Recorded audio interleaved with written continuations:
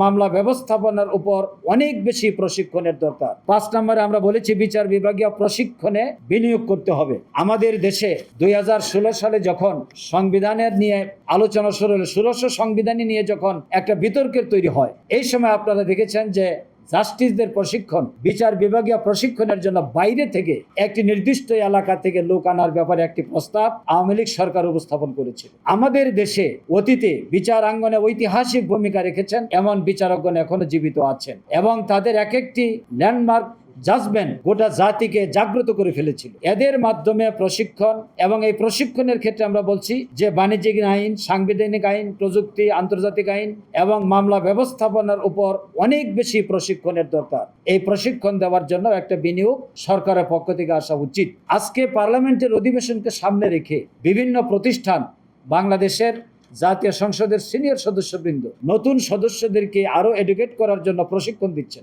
গতকালকে হয়েছে, আজকেও হচ্ছে, আগামী 2 দিন ব্যাপী হবে। কিন্তু আমরা যে আদালতে মানুষের ভাগ্য নিয়ে লড়াই করি, সেখানে আমাদের প্রশিক্ষণের কমতি এত বেশি যে এটা বলা বাহুল্য, এটা উল্লেখ করা যায় না। আইনজীবীগণ সিনিয়রের কাছে গিয়ে কিছু শিখেন।